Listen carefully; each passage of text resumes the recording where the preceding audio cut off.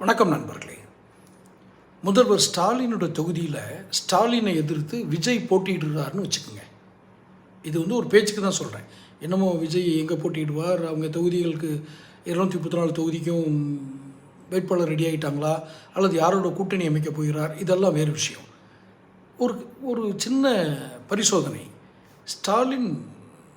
முதல்வர் ஸ்டாலினுடைய தொகுதியில், சட்டசபை தொகுதியில் விஜய் ஸ்டாலினை எதிர்த்து போட்டிடுறார். யாருக்கு வாக்களிப்பீங்க அப்படின்னு ஒரு யூடியூப் சேனல் ஒரு சர்வே நடத்துது, நேரடியாக களத்தில் போய். அந்த சேனலோட பேர் தெரியல, ஆனால் அதை பார்க்குறேன், டொமைனில் பார்க்குறேன்.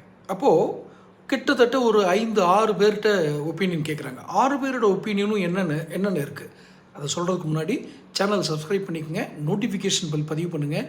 அப்போ தான் என்னுடைய பதிவுகள் உங்களுக்கு சேரும். முதல்ல ஒரு பெண்மணிகிட்ட கேட்குறாங்க. அவங்க ஒரு 40-50 வயது உடைய பெண்மணின்னு நினைக்கிறேன், நடுத்தர வயது. அந்த பெண்மணி சொல்கிறாங்க, நிச்சயமாக நான் விஜய்க்கு தான் ஓட்டு போடுவேன். ஏன் அக்கா அப்படி சொல்கிறீங்க அப்படின்னு. இல்லை, இளைய சமுதாயம் வரணும், அப்போ தான் புது எனர்ஜி கிடைக்கும் அப்படின்றாங்க. அப்புறம் இன்னொருத்தர் கேட்குறாங்க, ஆமாங்க, நிறைய கொலை குற்றங்கள் இதெல்லாம் நடக்குது, இதெல்லாம் தடுக்க தெரியாத ஒரு அரசாங்கத்தை வச்சுட்டு என்ன பண்ணுறது, புதுசாக ஒருத்தர் வரட்டுமே, அவர் என்ன செய்கிறான்னு பார்ப்போமே அப்படிங்கிற மனப்பாங்குன்றார். அப்புறம் ஒரு கல்லூரி மாணவி என்று நினைக்கிறேன், அவரிடம் கேட்கிறார்கள். அவர் சொல்கிறாராம்மா, நிச்சயமாக நான் விஜய்க்கு தான் ஓட்டு போடுவேன் அப்படின்றாரு. ஏன்? இல்லை, ஒரு மாற்றம் கொண்டு வந்து பார்ப்போமே.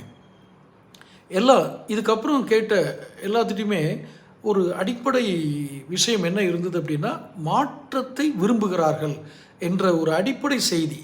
அந்த செய்தியை வச்சு தான் ஒவ்வொரு காரணங்களை சொல்கிறாங்க. சட்டம் ஒழுங்கு, இந்த மாதிரி நமக்கு குற்ற செயல்களை அதிகப்படுத்துவது, இதெல்லாம் அதிகரிக்குது, இதை ஏன் தடுக்க முடியலைன்றதெல்லாம் சொன்னாங்க.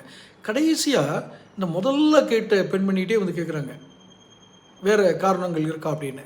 இப்போ அவங்க சொல்கிறாங்க, உதாரணத்துக்கு நான் சொல்கிறேன், ஒரு ரேஷன் கார்டு எனக்கு இல்லை. எவ்வளோ அடிப்படையான விஷயம் பாருங்கள். தம்பி, ஒரு ரேஷன் கார்டு இல்லைங்கிறத பற்றி உங்களுக்கு தெரியுமா? உனக்கு எனக்கு எவ்வளோ டென்ஷனாக இருக்குன்னு உனக்கு தெரியுமா?